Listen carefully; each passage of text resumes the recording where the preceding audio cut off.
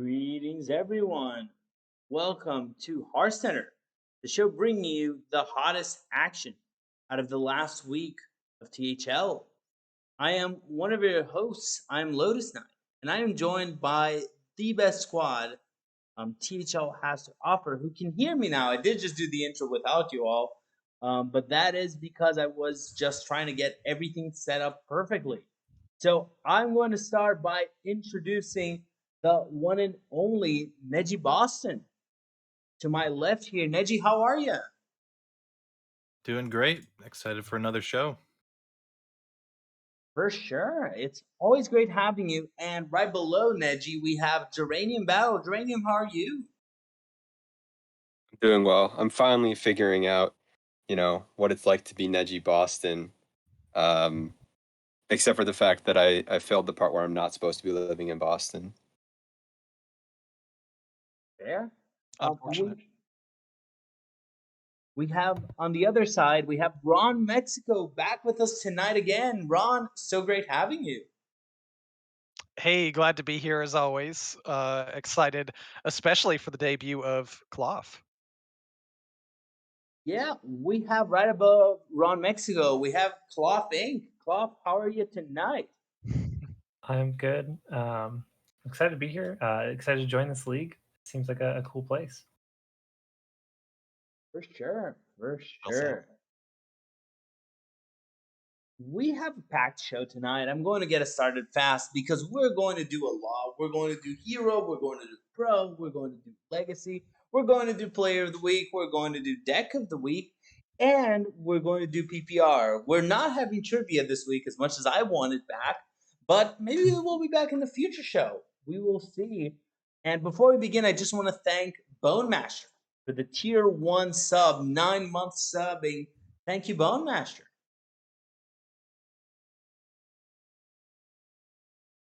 Everyone ready for us to start PPR?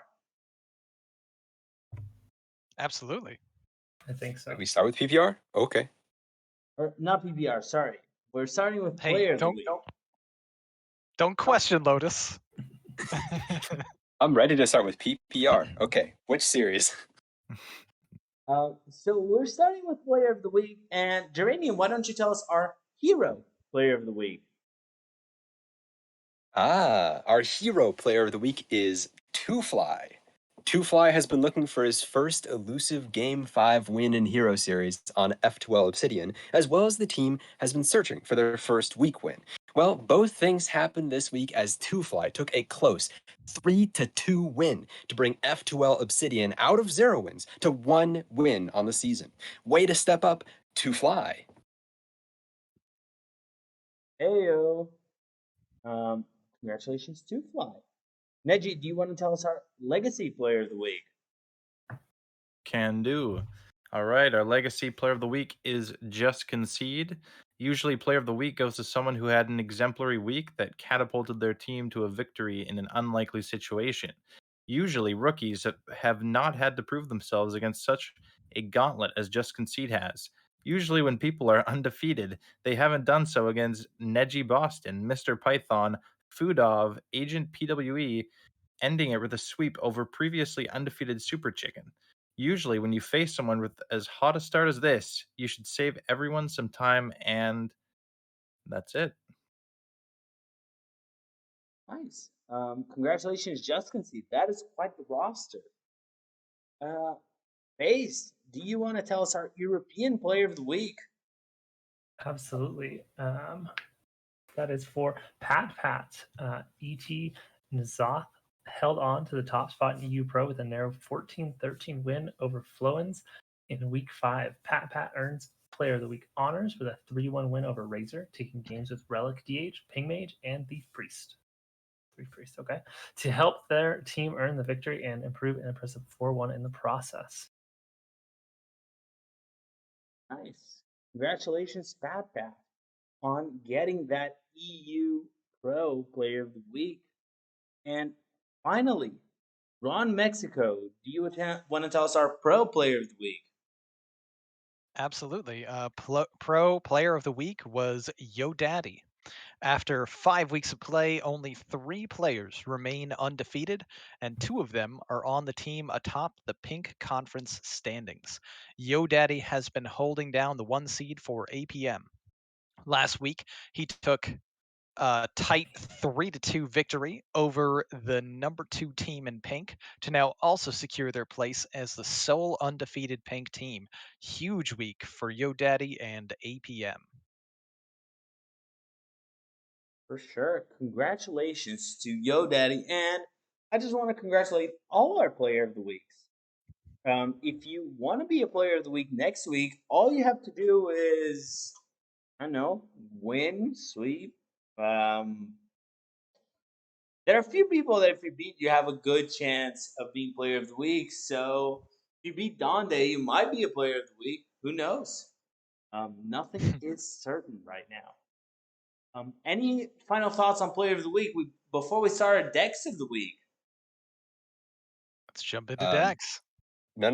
I would very much like to see index of the week that thief priest that Pat brought. That seems pretty interesting. That seems like a new interesting list for priest. So hopefully that's one of the 3 decks we're featuring. No. Yep. Yeah. Hopefully we're not featuring the highest win rate deck on ladder. So let's start with what I consider to be the most broken deck in Hearthstone right now. Geranium, why don't you tell us about Charge Warrior? Of course, I'm here to talk about Warrior, the class that I know the most about. Um, so this Charge Warrior was brought by Bouncy Knight in EU Pro. It is an extra large Charge Warrior. Normally, you'd see Charge Warrior with just 30 cards, trying to find the combo pieces as fast as possible. But this one is working with 40 to really hedge against aggro. In this case, Bouncy Knight won with it against Naga Priest, so the 40 health helps with that. You can also see Burden of Pride being in addition to the deck. That is also a pretty good card to fend off, a lot, some of these big boys hitting in. And then, of course, Execute, shields them if you get enough armor. Big Game Hunter, especially, going to do well against those huge minions. So, Bouncy Knight getting a great win. I love seeing the card that, has a condition that if you have this amount of health or less, then you can buff them in the deck that starts with 10 more health. It's fantastic. Mhm. Burden of Pride, get him. Just 3/1/3s is good enough, thank you. Yeah, maybe it is. They're taunts. That's true. Hey, never underestimate taunts. It is the death rattle of a Void Lord. But why don't we take a look at our second deck, Ron, as our hunter specialist? Tell us about the second deck here. Oh, I'm super excited to talk to you guys about this meta breaker. I don't know if you've heard the name Big Beast yet, but it turns out you can not only run Big Beast Hunter with 40 cards, you can also cut 10 cards and still do nonsense broken things. Mighty brought this and got a victory with it. We see the um, the top end remains basically the same with King Crush, Mountain Bears, Hydralodon, and you're just kind of looking to discount beasts or cheat them out and go crazy with them. So warriors with extra health, hunters without. Maybe nature is healing. Mighty picked up this win over the extra large version of this deck as the Big Beast Hunter.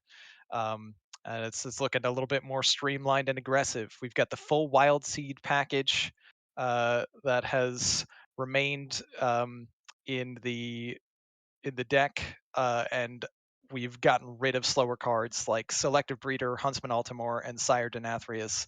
Beastalker Tavish and Revive Pet still give the deck longevity against aggro, and overall, the deck seems like it has similar strengths to the Renathal counterpart. Who knew? The deck that runs Mountain Bear is good.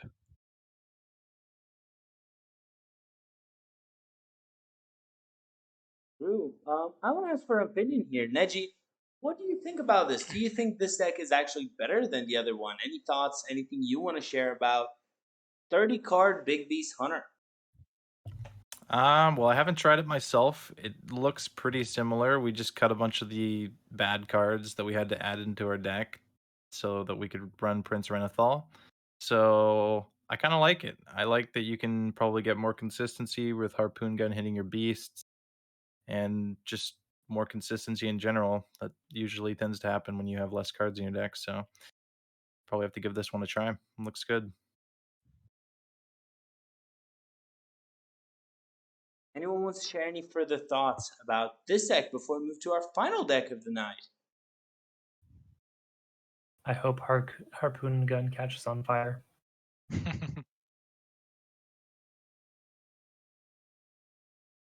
It needed the buff.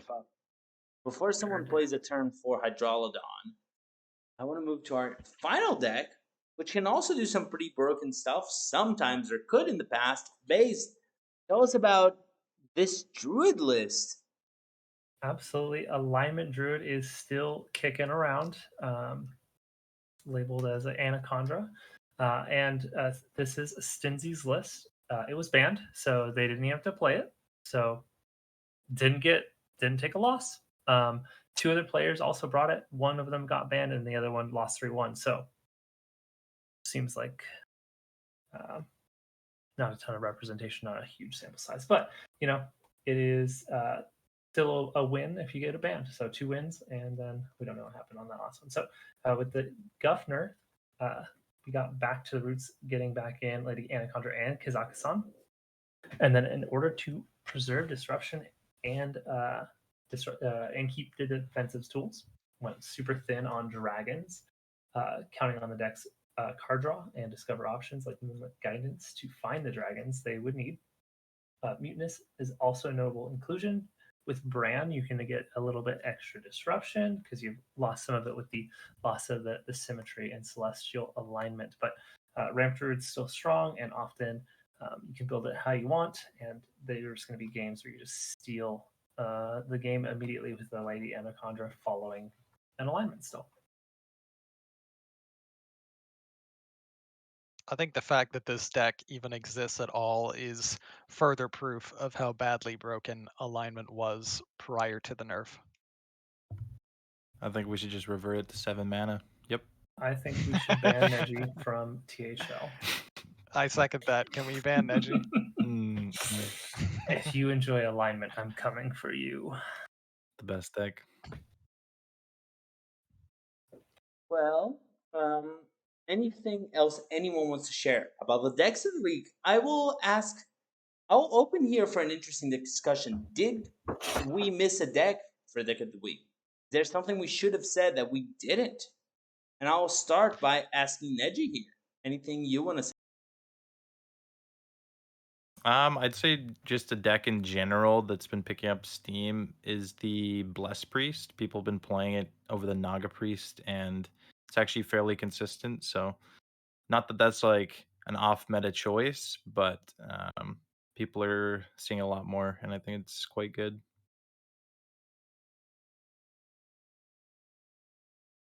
Anyone else wants to share decks that they think are missing here, or any thoughts about the meta? Yeah, I don't think Geranium has any thoughts on that. I mean, I wanted to wait until you called my name, but yeah, I think Thief Priest really should have been here.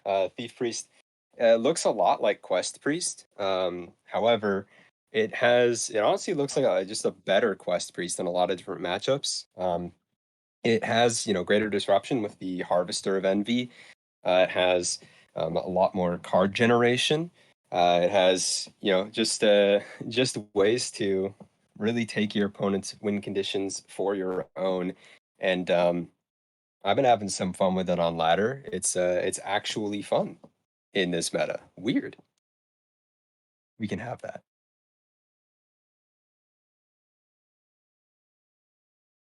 I will note I have played the deck. This is a delight to play. Really fun.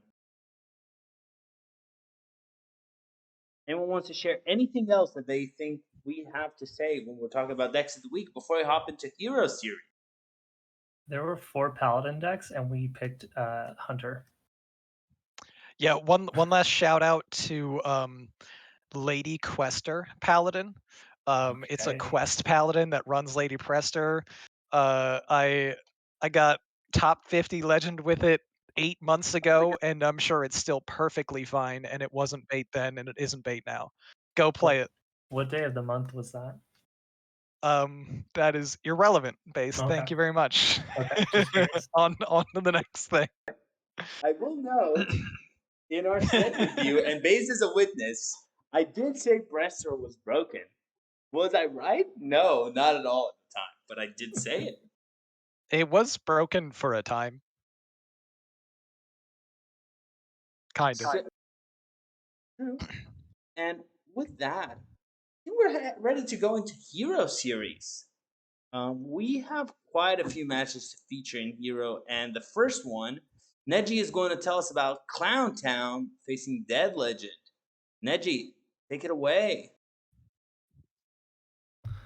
All right, we have Clown Town versus Dad Legend for our first match this week. 15-12 for Clown Town was the final score, with myself taking a 3-2 over Isocles, Nails 3-1 over Ducharmo, Ridiculous Hat 3-1 over Starlax, Risen 3-1 over Ricescription, and Yellow Dart 3-2 over Righteous Jammies. This was pretty close overall the whole week. It came down to me and Isocles as the final match. Really close. Came down to game 5 as well. Back and forth. What else? I was interested in the 4 seed. Both of Risen and Ricescription were both 4-0 going into the week. So one of them was going to take their first loss and end up being Ricescription. Good match there. We had Nails bringing Warrior. Interesting choice, and apparently worked out for him. Not sure if he actually had to play the Warrior. I don't think he did. Might be a bit lucky there, but yeah, it was a close match. Dad Legend has us on our heels. We were undefeated coming to the week, and Dad Legend didn't have a win, and we were getting a bit concerned that we were going to get beat, but luckily we pulled it out in the end. I want to ask Geranium Battle, anything you want to share about Clown Town facing Dead Legend? Well, I mean, you can see one team favored bringing Mage. That team lost. One team favored bringing a Druid as sort of their 4th deck. That team won. There's a warrior, a stray warrior here. There's a few warlocks sprinkled in, some DHs, but Hunter and Priest being brought by almost every single player. And the one player who didn't bring Priest won, so don't bring Priest, please. I think Yeah. Yellow Dart's allergic to Priest. I'll add that it was really hard to prep for Hero this week. I'm going to guess it was the same for most teams. If you charted your matchup and you looked at basically any class, you would notice that everything loses to Hunter and Priest, and you can only ban one of them. So it was a bit of a tough call on what to bring this week, but made for some interesting matchups. For sure. For sure. We're going to be talking a lot about Hunter and Priest this week, but I want to move us to our second match of the week. And we have, let me make sure I get the right person. Don't call the wrong person like I usually do. We have Baze telling us about Team Edward facing abducting players' minions. Tell the wrong person. That's Cloth. Yes, I am Cloth. All right, so we got a pretty solid win for Team Edward. We got Chewy going 2-3 against Genji, 2-3 for Yockster into Vino, but the rest of the team gets a sweep, huge wins. 2-star Mako at 4-1, doing fantastic with captaining and getting the sub G kick. Really, a lot of Warlock and not a lot of Hunter. I'm really curious if some of those matches took place before the nerfs, and strangely no warrior. I don't know why. But yeah, it's really interesting to see it's 4 hunters in the whole thing. But almost everyone had a priest, so that is not really too much of a shock. It was strong before and after the nerfs, especially in hero.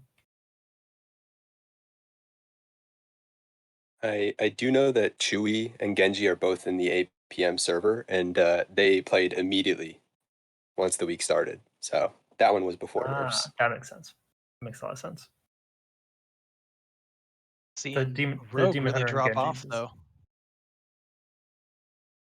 I'd say the majority of these look like happened post nerf, and very little Rogue being brought. Mhm. Yeah. Anyone else wants to share anything else about Team Edward facing APM? Just got to say, huge win for Team Edward moving up. Top 3 makes playoffs from each conference, and that was their top competition for the #1 spot too. So massive point victory, and moving up in the standings really helps a lot with there being very little time left in the season. So good on them. Really weird that Paladin couldn't get a win here. Sad. Shocking. Should have been a warrior. Sure. Sure. Maybe it would have been a win if it was Warrior. Who knows? I mean, clearly it wasn't Lady, Quest, or Paladin, because that deck doesn't lose. Facts. Now, I want to bring a final match. Ron, tell us about Hearthstone related content, the content team facing ET Yashraj. All right. So Hearthstone related content versus ET Yasharaj. This was very close and not a whole lot of points to be had either. A 13-12 victory for Hearthstone related content. We had yours truly winning in the 1 seed over Yo Daddy 3-1. Our esteemed host of this show, Lotus Knight, taking a 3-1 over Godreed, which actually, interestingly enough, happened at the very end. Lotus was the last game to play and needed exactly a 3-1 to secure a win and avoid a tie. So nicely done there. Donde getting a 3-2 victory over Trito 2 in the 3 seed. And in the 4 and 5, Jim Falos had to step in at the very last minute for Rotted Zombie. No shame in losing to Vampire Nighthawk. About a 250 plus PR difference there. Took a game off him, which wound up being crucial. And Tamarin losing 0-3 to Nomad Farmer in the 5.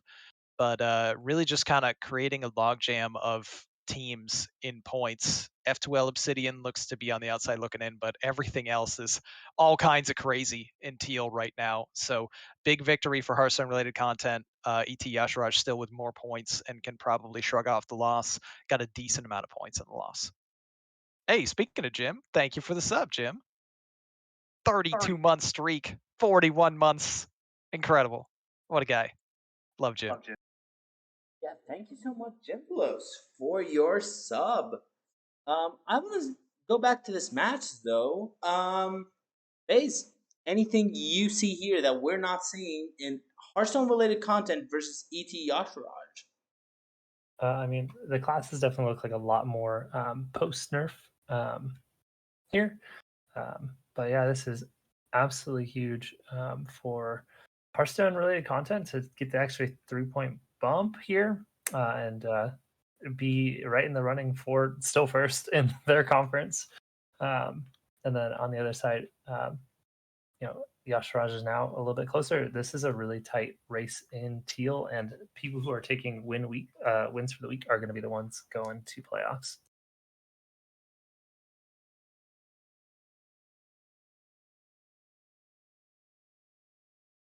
Final thing before we move on, we did talk about how Rogue, not seeing much more play after the nerfs.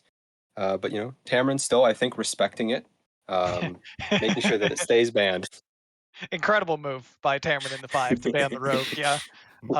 He heard that Edwin was a 3-3, didn't check the patch notes or anything, and just that thought alone was enough to be like, no, Nomad Farmer's not going to get to play Rogue. Yeah. We were like, but what about the fact that he didn't bring Rogue? He's like, no, he's not going to get to play Rogue. I'm going to make sure. Okay. I'm going to ban it. So Yeah. strats. How is he supposed to know that those classes weren't Rogue? They could have been Rogue. I don't. Actually, great point. I don't know either. Keep us moving here. I want to ask Geranium, I believe. Yep, Geranium. What are the standings for teal and purple looking like at the end of this week? Well, as Cloth did remark, teal is super tight. At the top is abducting players' minions still, even after the loss here with 75 points. Team Edward is 73 points at a 2-2-1 record, a tie instead of a win there.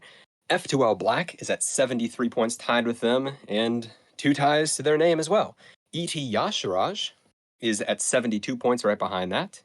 Hearthstone-related content is right behind that at 70 points, with the same record as the top team in their conference. Okay, and F2 Obsidian climbing back with their first win, now at 59 points. So the top 3 teams make it, and F2 Obsidian's only 14 points out. It's not even like that out of the question for them to be able to make it.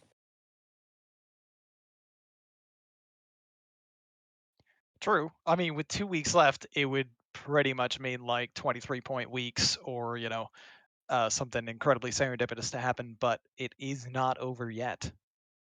As and far it's as the rest of the teams, it's crazy. I mean, we got a 5-point lead between number 1 and number 5.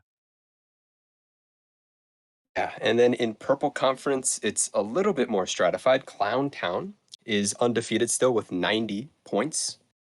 Chicken is back just in time to smack, is at 79 points, a little bit out from the bye, but still fairly safe. Another Pit of Misery is at 72 points. No Pros Here is at 66 points. The Cult is at 62 points, a little bit behind that. And then Dad Legend, still winless at 53 points. That's where it's, the 53 points is maybe a little bit further out than can be made up. But the Cult and No Pros here definitely still in it. Absolutely. Hey, and also, Neji, still time to throw for Clown Town here. It's not too late to lose Yeah. 2 straight and get Great. completely blanked and miss playoffs. That is a really good point, Ron. I appreciate the feedback. Yeah, just wanted to throw that out there. I'm just saying, you don't even have to throw both weeks. You could just throw this 1 week if you want. Mm-hmm. One. I, just to be self-biased here too, I would like to point out that out of every single team in Hero, Hearthstone-related content has the hardest strength of schedule. So you would think with 2 weeks left, oh well, now they're going to play the easier teams, right? No, now we play cross-conference and play number 2 and number 3 consecutively in purple for the last 2 weeks. So that's pretty cool. We like that. Yep. Now, I'm going to keep us moving to our player power rankings because that's what everyone's here to see. Let's take a look at what Hero Series is looking like in a player by player perspective. And to tell us our hero player power rankings, we have Neji Boston here. Neji, are you ready? I'm ready. First PPR of the season. Go for it. All right. So first up, we have the honorable mentions. We have at 15th Jespin at 4-1. 14th place is Skirt Reynolds at 4-1. 13th Laughing Frog at 4-1. 12th place 2-star Mako 4-1. And 11th place Ricecryption at 4-1. And then moving on to our top 10, we have Nails at 4-1. Aquaman 575 at 4-1. 8th place C-Mac at 4-1. 7th place Vino Spumoni 4-1. 6th place Nomad Farmer 4-1. Fifth place, Quaz, 4-1. Fourth place, Ridiculous Hat at 4-1. Third place is Ron Mexico, 4-1. Second Rigged. place, Bone Masher, 4-1. And congrats to Risen, the only undefeated player, 5-0 at first place. How is two-star Mako 12th with his 4-1 when all 3 of his losses were in that one match? Absolutely robbed. Hey, Gotta I don't spam those rigged emotes. We are just showing what Marty produced us. I'm gonna ask if any of our casters has any special analysis, anything they want to share about this PPR before we move on to Legacy.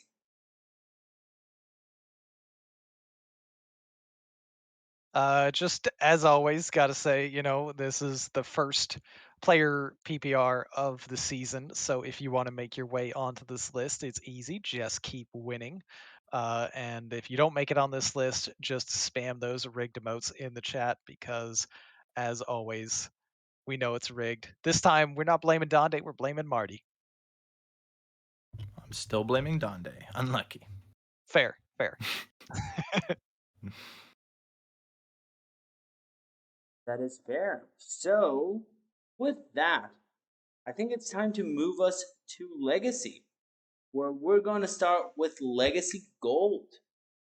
And our Legacy Gold specialist here, we have Geranium Battle sticking with us to tell us about close colon parentheses facing the Not Justins. Okay, so Smile versus Not Justin here with a 14-9 victory. This started off pretty strong for us with Quaz taking the 3-0 sweep over Walbo. And then I think that was the only one that was before the patch. And then after that, we had Wild 9 taking the 3-0 sweep over Automated Button. And then the captain played. Both captains. Well, Pyro is not the captain of this team, but is the captain of sort of the NEU team. And he showed which captain is boss here with a 3-0 sweep over me. Then Sharkbait got the 3-1 over Ari. And then finally, to end it off, Nails could not get Warrior through against Mr. Beluga. And I stay the biggest Mr. Beluga fan in the world. There.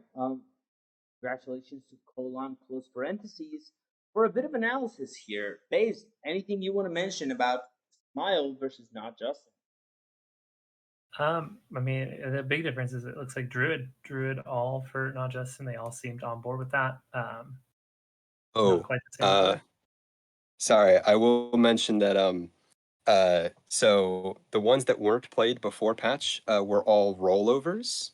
And then Pyro wasn't a rollover, but he submitted the same classes as pre-patch. So that was even more embarrassing for me to lose to. 11 days and Nice. no submission. Okay. Well, yeah. I mean, like that seems like the biggest difference in like classes. Love to see that the 1DH finally poking its head out of the sand. Way to go, Sharkbait. Yeah, I just got to add, it's an unfortunate season for Not Justin, and it looks like just needs more Justin. Yeah, that is a good solution. If you want to win games, it apparently does help if you're named Justin. Yeah, just it's an easy fix though. They've identified the problem, so just apply more Justin, and you'll be fine. You can change the name on your birth certificate. Unfortunately, Not Justin can only win versus the Justin team. So only one per season, but still not fully defeated. Well, they had a target and they stuck to it, so props to that. Sometimes hard targets don't work on on other things. Uh, So, I want to ask, what is gold looking like after this Duranium? Gold Conference. In the top of Gold Conference is How I Met Your Murgle at 87 points. They had a fantastic last week. Colon closed parenthesis at 80 points, right behind them. All Plays Magnified at 72 points with a 2-2-1 record. The Stubbs at 61 points with a 2-2-1 record. And Not Justin, unfortunately, leading up the tail end with a 49 points, 1-4 record going into the final 4 weeks here. And only top 2 teams do end up making it. Yeah, things looking really dire for Stubbs and Not Justin. APM's still got a shot, and of course, How I Met Your Murgle and Smile are the odds-on favorites to be playoff contenders.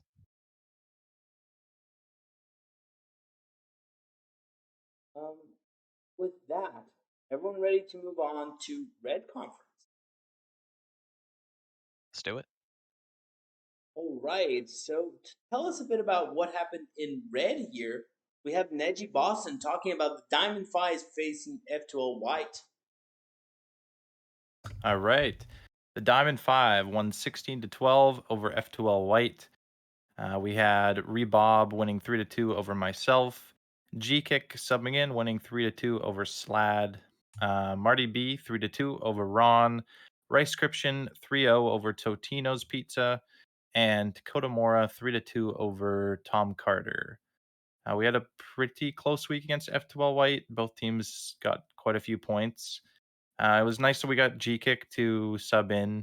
Dankstead needed an E-sub because his internet went out for a few days. So G-Kick subbed in way under PR and got the win in the 2 seed, which was great. And we had myself and Ron both losing 2-3. Always get carried. Unfortunate. You hate to see it. And then our bottom 2 seeds continuing to carry us. It was a pretty good week, except for me and Ron. Unlucky. Hey, this is the formula. Yeah. All I know is Ron brought Shaman, and that's all we have to say. Yeah, never mind the fact that 2 of our teammates brought Shaman and win with Yeah. it. I'm still blaming Shaman for We my don't need to talk about loss. those. I don't take accountability. Are you kidding me? It's Thrall's fault. He's garbage. You should have brought Facts. Paladin. You're right. I really should have. Next time. Anything anyone else wants to share about the Diamond Five versus F2L White before Neji hops to tell us about the conference standings? I'll mention our team was pretty unanimous for the most part on the first 3 classes, besides Dank's dad. Well, then GK subbed in, but we all thought DH, Hunter, and Priest were very good brings, and we all got a decent amount of points, so that worked out at least. Hey, harpooning those submissions is great. Also, Thief Rogue is unplayable. Just saying it now. Could not win a game with that. Went 0-3. The only Thief Rogue win that match was the Thief Rogue mirror from Rebob. It is a pile. Wow. Staying on brand. We always blame the class, not the player. Mhm. Let's go. That's what I'm saying. That's true. So, Neji, what do the Diamond Five look like in the Red Conference after this match? The Diamond 5 are still sitting atop the standings with 89 points. Pod people are a little far behind with 72. School of Fish at 71. Dad Legend at 66. And F2L White at 65. I'd say Diamond 5 are pretty safe for the playoffs right now. But the other 4 teams are all extremely close. You really can't call who's going to make it in at this point. So it'd be fun to watch the. How many weeks do we have left in Legacy? Anybody know? Vic, you know this one? I think so. It's four cross conference, 4 in season, so 8 total, and we just did week 5, so 3 left. Gotcha. All right, yeah. Anybody's game. Yes. 8 total weeks. Definitely looking interesting in red. We've got our favorite right now, but pod people would be in if playoffs started today. However, they do not start today. So plenty of time for any one of these teams to make it. Yeah, every team has a losing record besides the first place team, and even Dad Legend at 1-4 is really close behind second place. So it'll be fun to watch. Sure. So let's move on to our next conference because I want to make sure we finish tonight at some point. But we have Silver here, and to tell us what happened in Silver, I want to ask my good friend, Base Inc. Base, tell us about the Illidan's Death Knights Reforged facing Dead Legend. Yeah, came in both at 1-3, and Illidan walks away 2-3, and Dad Legend 1-4. Tight one at 15-13. We got JR taking a 3-1 over the Iceman. Molstar taking down King Viking in a 3-2. Fudav losing to Pescatarian in 1-3. Nomad Fimer taking down Yellow Dart, the captain, in a 5 game. And then Righteous Jammies also losing in game 5 to Haster. Really, Dad Legend very much on the Hunter, and more IDK on the Priest, the two big ones, and even a Paladin taking a win here. Otherwise, the rest of the classes are pretty par for the course. Mage might be a little, maybe they're onto something with that Mage, but otherwise, pretty standard class springs here for these two teams. Ron, anything you want to add about this match? Props to IDK for getting the win and tying for that second spot in the silver right now in points. But also, got to say, I'm pretty impressed by Dad Legend's losses this season. If you can say such a thing, because they're getting so incredibly close every time they lose. They're 1-4. They've only won one time this season, and yet they have 66 points, which puts them really close. I mean, 6 points away from the second spot in Red Conference with 3 weeks to go. So those losses really aren't hurting them as much as they would initially seem. They keep making it really, really competitive. So if they can crack through and get some victories, they are still primed for a stretch run to make the playoffs. So both of these teams potentially in good striking distance to make it to when the real season starts and on the road to the title. For sure. Sure. Speaking of striking distance, Baze, tell me, what are the standings looking like at the end? Yeah, I mean, right, we got season 22 closed list Conquest participants at 89 in a solid lead in the conference. Right behind them, or not right behind them, but a bit away, we got the defending champions, Standard THL Degenerates, tied with IDK at 72. And then, still anybody's game behind that is Zarella's Disciples at 68, only 4 back, and then Slavoni's only 6 back out of going in. So it's going to be really important who wins these. We could definitely see a tiebreaker for who's getting that second spot in Silver Conference. So you definitely want to win all of your conference games here. And this is one that, again, it's looking like closed lists are likely going to be it, and anyone else could be joining them still. But they're not even safe yet, so could be 2 teams at the bottom, at the top at the end of this. It's possible. True. Still time to throw. Still time to throw, Neji. Yeah. Red and silver look very similar here. 89 points for the top team, 72 for the second, and then just about 6 points out for the bottom team. So very tight, both of them. Very interesting. Yeah, absolutely. For sure. And let's look at Blue Conference, our final conference of the night. Ron, why don't you tell us about our match of the night? We have the 4 out of 5 Justins facing all Blades Magnified. All right. So as previously mentioned, just add Justin's, and it generally works out pretty well for you. 4 out of 5 Justin's is good enough, as we got 14-9 as a victory against APM, who is still staying in reasonably close contention. Um, Starting off in the 1 seed, always just in time, losing in a sweep to Cheesy 10, 0-3. We have Wild Rose losing 2-3 to Genji in the 2 seed. And then the Justin struck back with a 3-0 sweep for Pokemon 661 over Anubinator. Skirt Reynolds taking a 3-1 victory over Reverb in the 4. And lastly, in the 5 seed, yet another sweep. And it is a 3-0 victory for TKRZ over Joltsy. And that puts 4 out of 5 Justins right in that playoff spot if it were to start today. But there's plenty of time left. Sure. Still a lot of the season to go. Geranium, anything you want to add about this match? Yeah.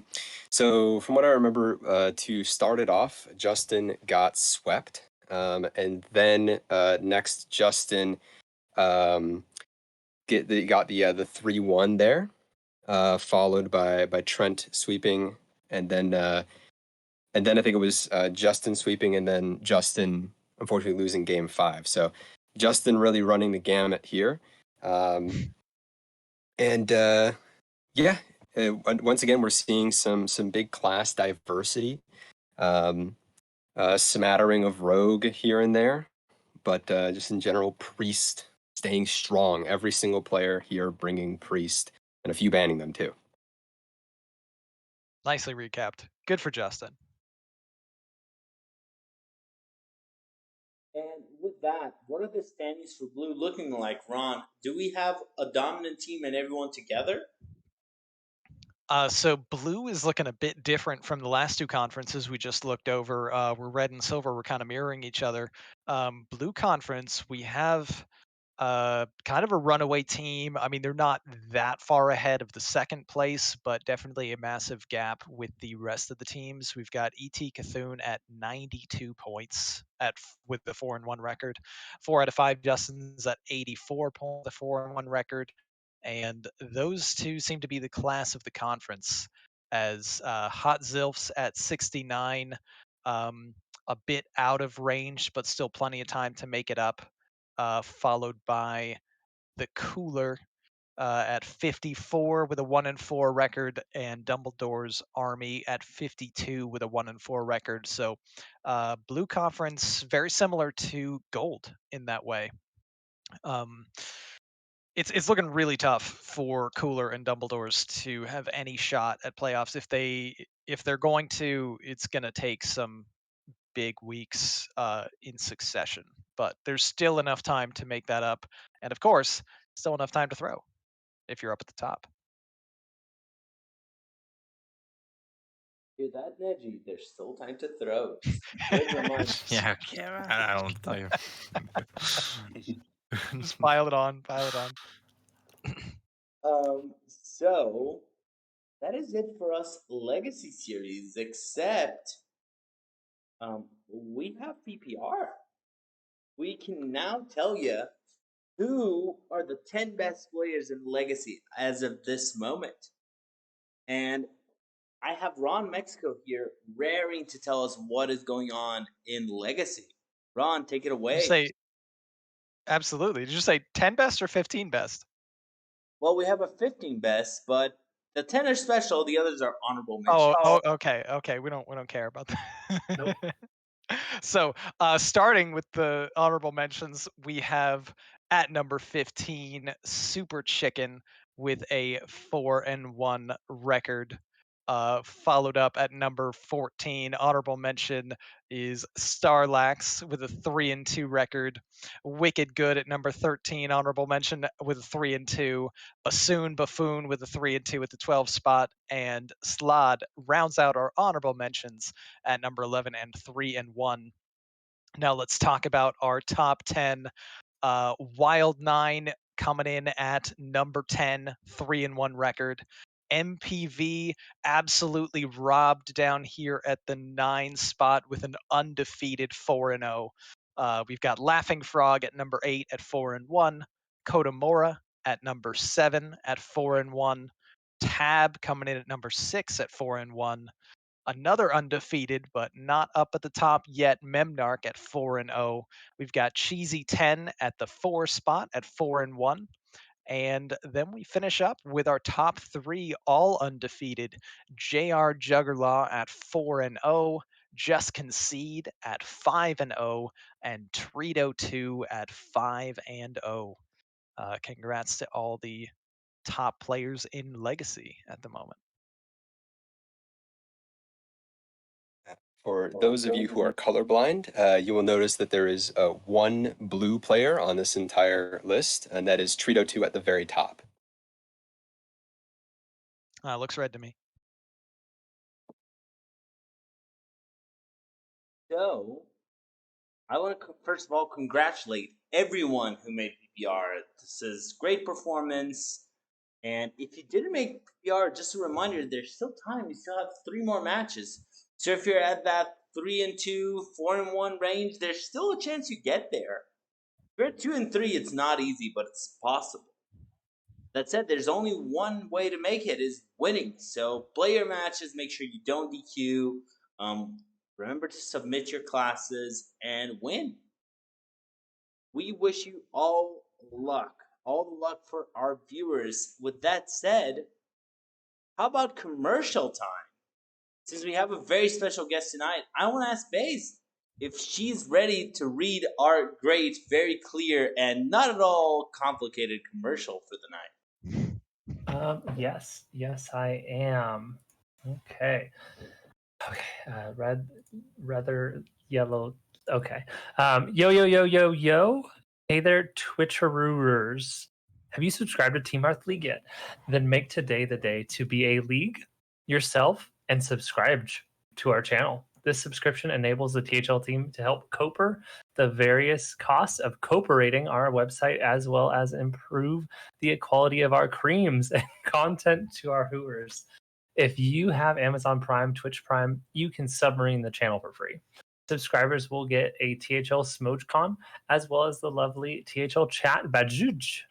So hit that frown button and keep the notifications bing bong to make sure you catch our team bat chesting live.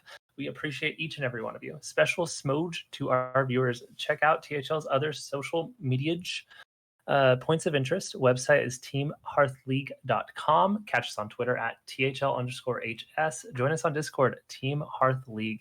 The true Hearth Leagues himself, Saku and Damlist Dad. It continues to post all of our videos on our YouTube channel. Just search for the Team Hearth League to see everything previously recorded. You are, of course, watching us on our Twitch channel, twitch.tv/Team Hearth League, or possibly on our YouTube channel in the future. And for all your THL fanfics out there, there are THL smoges every single moist days of the week. You can't go bong tuning in at any time for some Hearthstone related content. Now, back to the good part. Ka-chow. Nice. That was a great read. A thing of beauty. I lost a lot of brain cells doing that. Oh, it's so hard. This season has been especially challenging. I don't know. Some of these just come out of nowhere and you just have a damn set in the middle. But I'm going to thank Daze for the great read of our commercial tonight. And say that get ready for even more corruption next week, when at some point it's completely unreadable. So everyone ready to go into Pro Series? Absolutely. I gotta say, I'm really looking forward to the final show of the season when the commercial is literally just screaming. Just uninterrupted screaming. What's so weird is this is just how Neji talks. I don't. He just wrote true. it like he was gonna. I mean, I'm gonna tell True, you. true. Big bong. Good job. Okay. Okay, cope it up. Okay. So, with that, I'm going to bring us to talk about Pro Series. So, we're going to start hopping into the Black Conference, where our first match here, if I have it right, we're actually going to start talking about the one and only no pros here facing the opportunistic pro players. And just give me a second to make sure we have the match. Yes, we do.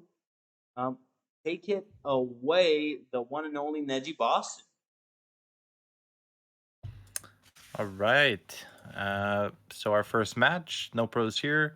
For OPP, we had a full sweep for no pros here, 20-5, with XQMA beating Mr. Python 3-1, Kaz 3-1 over Blood Rose, PWE 3-2 over Ginger, QSNS 3-1 over Pigpen, and your mum kid 3-0 over Righteous Jammies. A very commanding win by no pros here, and really helped propel them up to a better spot in the standings, all the way up to second place right now, which is huge with only, I think, a couple weeks left. So, well done to NPH, and OPP is got they got their work cut out for them if they want to climb in the standings here. It's going to be tough. For sure, for sure. This is not an easy season. Based, anything to say about MPH versus OPP? I mean, shout out to MPH. This is a team that's been doing it and now having some good success. The team together has been this way for a little bit, last few seasons, if I remember right. Huge win. And they look in a pretty solid spot. It is tight in the standings. So they're not in a given, but that's a good start. For sure. Also, remember that NPH tends to be the giant killer, just defeating undefeated teams. I don't even know how many times they've done it now, but it has been a pro fact of the past.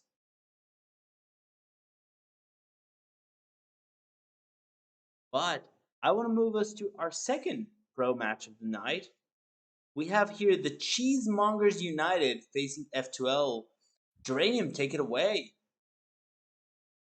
Yes, here F2L beat CMU 14-12. Really weird seeing Liquid Ox in the one here. Here he took a 3-1 over Random Dude.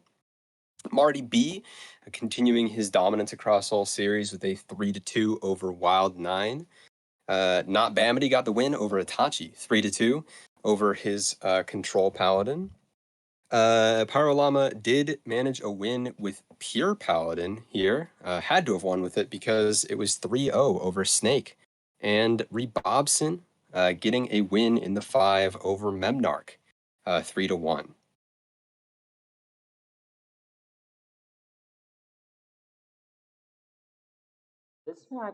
This result is so weird because it kind of shakes the whole table. But tell us a bit more about it. Neji, tell me what you think here.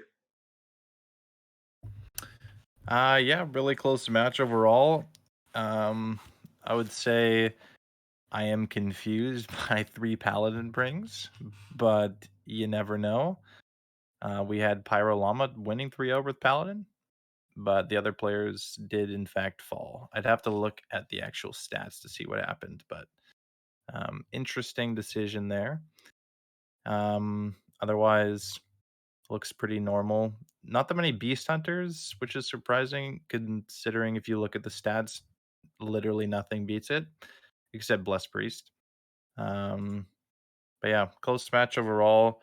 Both these teams are still in the running for playoffs, so it's going to be close coming down the stretch.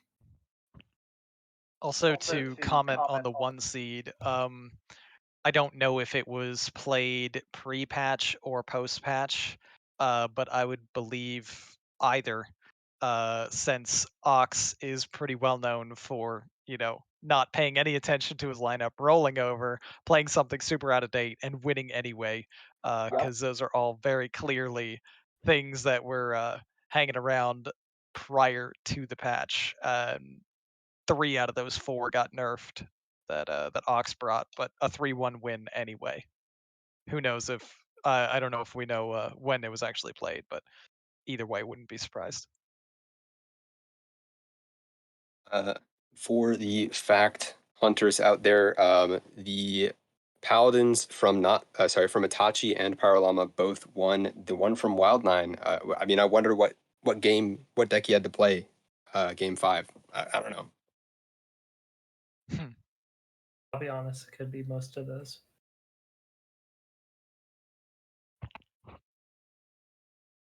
Yeah.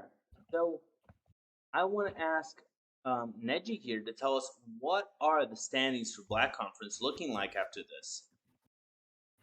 All right, we have Coney Island Clown Club still at the top, 92 points. Then we have No Pros here behind them at 79. This is where the standings start to get really close. Zyrella's Disciples at 77, Cheesemongers at 76, F12 at 75, ET Yogstarn at 69. And then a bit farther down the standings, we have Graduate at 60 and OPP at 50. So, yeah, it's going to be very close for playoffs with all those teams just racing it out. I don't know.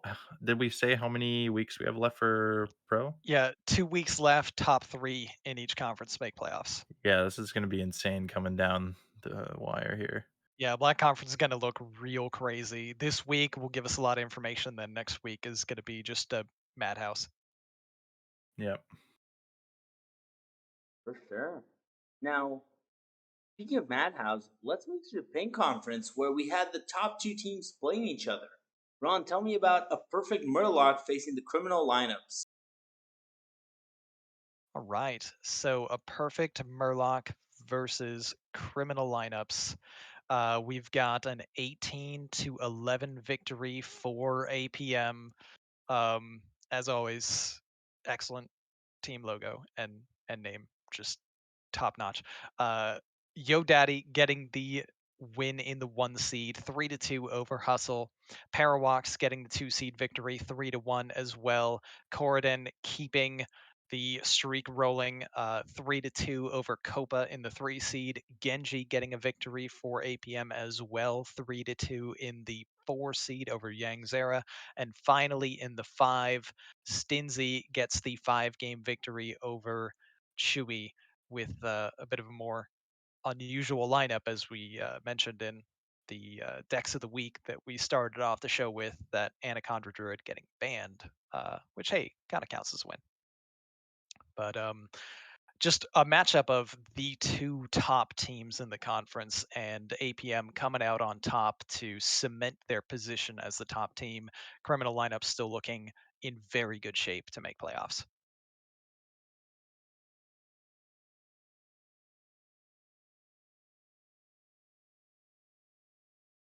So, I want to ask Base here. Anything you want to share about a perfect Murloc versus criminal lineups that we haven't talked about yet? I mean, both teams looking fantastic. That is a much closer actual match than the actual scores may show, with a ton of game 5s there. Could easily have been within a 1-point match here with just a couple changes. So both teams looking fantastic.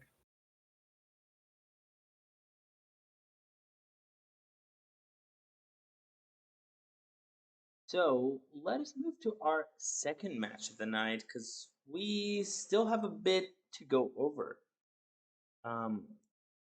Now it's time to talk about a tie because we haven't talked about a tie yet, and we always talk about ties in Hearthcenter. It is our policy. Always been our policy that we talk about ties. It's our favorite type of match, and we have Brushy Tuna versus Canindian. Base, take it away. Yeah, we got McBanterface taking a 3-2 over Eddie. That is who that is. If you don't recognize that name, XGM Eddie. Ridiculous Hat lost 2-3 to G-Kick OP. Raw Mexico with the sweep over Aqua. And then Lotus Knight losing 3-2 to Mighty. And myself losing 3-2 to Super Chicken. Yeah, This one was crazy. it was tight one. Huge from Ron to get the sweep and let us tie. As we all know, Curse Warlock always wins the mirror, at least. Yeah, Always wins the mirror. always For wins the sure. mirror. I will say the one other point of interest in this match was my match against Aquaman was played before the patch on Aquaman's insistence that we play just beforehand. I think scheduling wise, just kind of worked out best. So it's why you might see a bit more of classes that have fallen out of favor lately. You brought early Uh, gauge before the patch. Both of them did. Both of them. That's true. Yeah. Okay.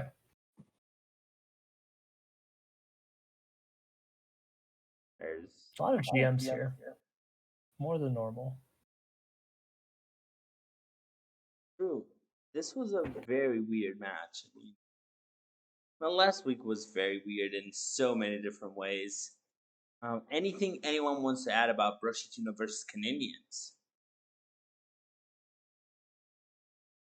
I gotta say props to Diamond and Canadians for short notice kind of making it work with a sub for the team, and also like G-Kick is a new addition to Canadians that came in late in the season.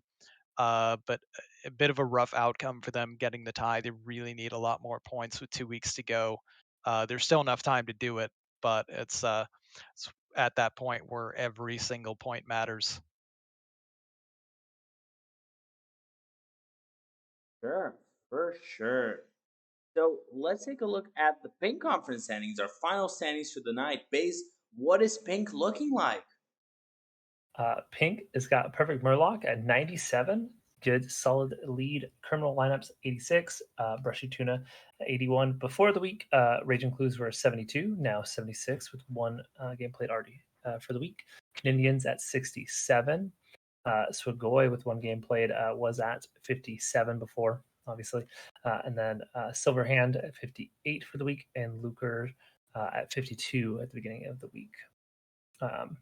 Criminal lineups also got swept in that first one, so that is kind of notable as we go in here. But there's still a lot of movement that can happen. I'd say even like Swagoi Canadians definitely are still in the mix with a bit of luck required maybe for Swagoi, but Canadians can easily do it on their own as well. But it's nobody locked. A good solid lead though for Perfect Murloc for sure. Would be hard to knock them out of first. I think that they are in a very good spot. Yeah. With that match already being played for criminal lineups, it's almost like they're 15 points ahead. Because criminal lineups is sort of 4 points down on potential. But yeah, definitely 2 weeks left. Enough time to have anyone take first, except the bottom. It is a bit because 23 twice. Yeah, it's really kind of out of reach for those teams at this point to get up really to.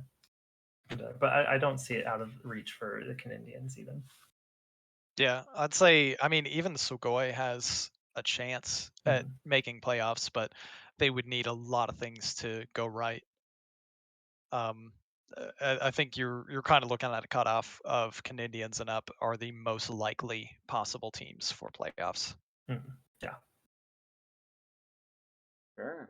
Now, it's not over yet. We still have Pro PPR for y'all tonight. And to tell us Pro PPR, we have Baze here. Baze, tell us who made top 15 and top 10 in Pro? Yeah, absolutely. So starting with our honorable mentions at 15, we have Ridiculous Hat at 3 and 2. At 14, Corden at 3 and 1. 13, Dazer at 3 and 1. 12, I can count. Copa 3 and 2, and Marty B rigged at 11 for 4 and 1. Okay, he probably could have put himself higher. I was going to rig it. And then into the top 10, we got Seth at 3 and 1. Neji you could always throw at 4-1. Izot at 4-1 in 8th. Ron Mexico can also always throw 4-1. 6 Hustle at also 4-1. So many 4-1s. Nails at 4-1. Ox, Liquid Ox at 4-1 in 4th place. And then the 3 undefeated McBanterface at 5-0. Yo Daddy in 2 at 5-0. And Parawax at 5-0. Top 2 players are on the same team. That is crazy. Yeah. It's a little bit hard to say rigged for Marty B ending outside of top 10, just because he's the one who sort of made the list. We So can still maybe say it's a it. sign that the list is working. The meta is healing. I do want to let y'all know this isn't Marty's list. This is Donde's. Okay, now we can say rigged. Rigged. Hey, Rigged. nice. Blame Donde. It's actually true. For Pro, we are using Donde because Marty's sheet had a problem, so I just took Donde's result. So this is Donde's submission. If you dislike it, I guess DM Donde. Just fill his inbox with DMs. Make it so he can't even schedule his matches. I don't know. But with that, I'm going to bring us back to the main Hearthcenter screen, where we are going to have our checkout question of the night. Yes, we do have a checkout question. And our checkout question is, a lot of people are saying Hearthstone is kind of boring. We're waiting for something to happen. And to quote one of the biggest movies of the last decade, what to expect when you're expecting. I'll start with Ron Mexico. Sorry, I wasn't actually paying attention because I was trying to figure out when the last time McBanterface lost in Pro was, which was March. Oh my God. I was just like scrolling through. I was like, wait, when did he lose last? Sorry, what was the question? So my question for you, Ron, is what to expect when you're expecting a new expansion or just something to happen? Oh well, you're really looking for what's almost always going to be a little bit of a meta shakeup. Usually, there's at least one, if not a couple, cards that have a pretty significant impact and change the meta. Um, even even things like Mutanus coming out in a mini set from before was something that still winds up being a meta player here and there. Maybe, hopefully, we'll see a bit more diversity coming with some much neglected classes getting some help, like Paladin and Warrior. But they do design these pretty well in advance, so they may not necessarily have known that those classes would be struggling. So we might even see the rich get richer. Uh, but we will see. I'm always excited just to see new cards come in and what strategies shift and change. For sure, for sure. Geranium, anything you're expecting to see here? Anything you would like to see?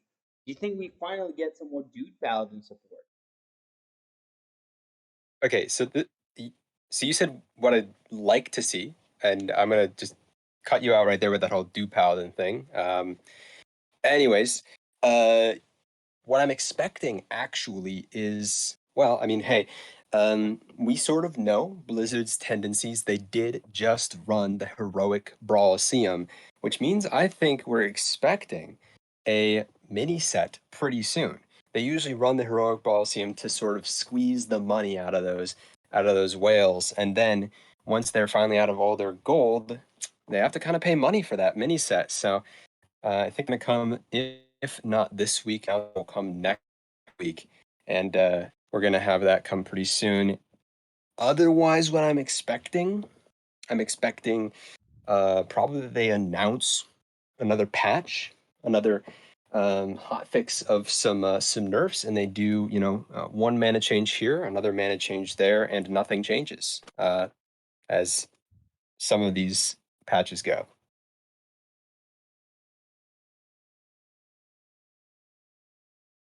Yeah, I know Neji's really excited for Theatar Part 2. Okay.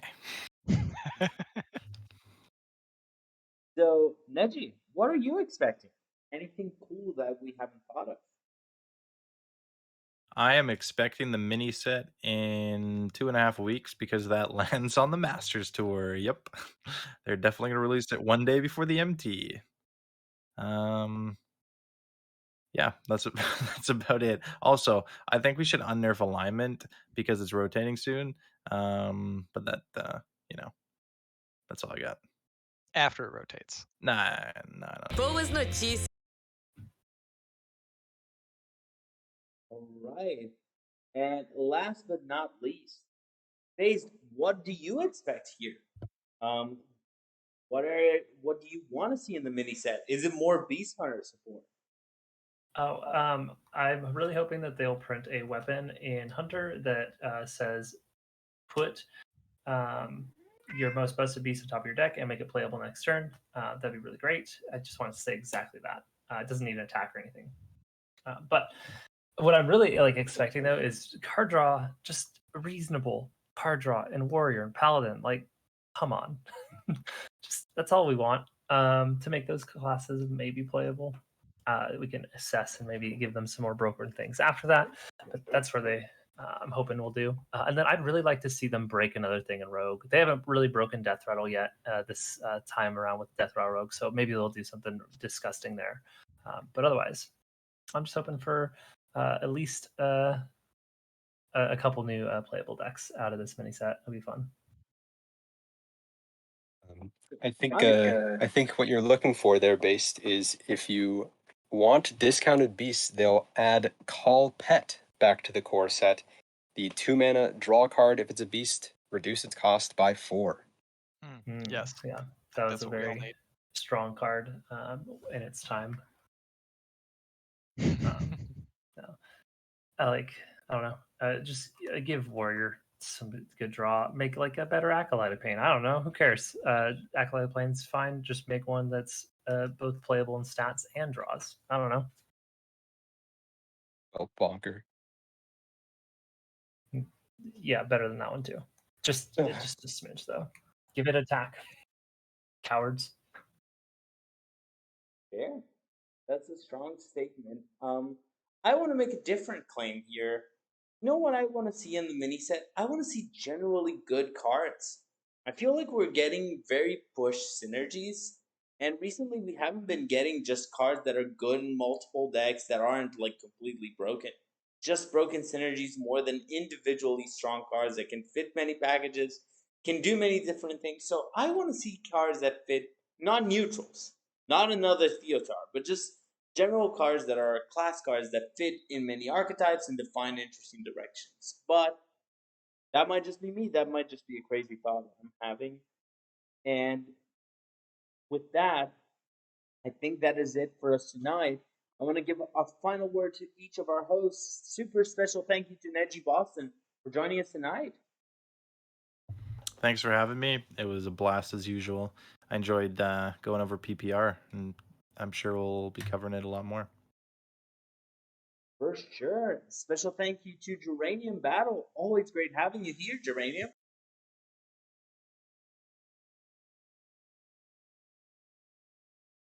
Geranium? He might have lagged out. He was Yeah, messaging that's that. Oh, there he is. classic. What happened? Am I saying goodbye? Goodbye. Is that what? Final words, Geranium. I hate lag. Bye.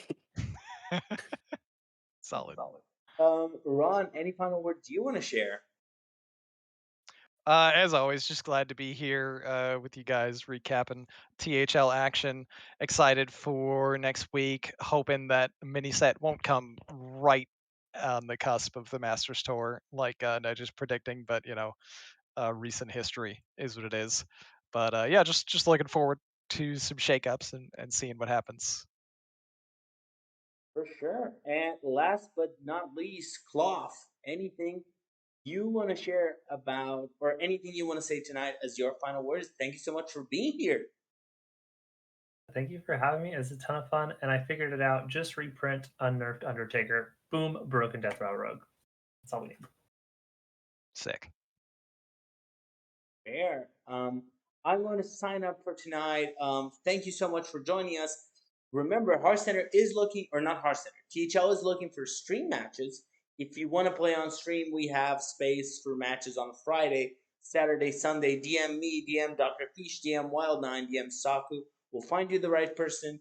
I might have just been DM'd by a great match. We might have Linthesis versus Monsanto on stream, which I'm sure is a match everyone wants to see. But we'll see what we get. If you would like to play on stream, remember to DM us. Otherwise, Hearthcenter will be here next week with more PPR, more action. Maybe we do another deck, guess a deck or something next week if you like that. But let us know what you like. And we are signing off. Have a good night, everyone.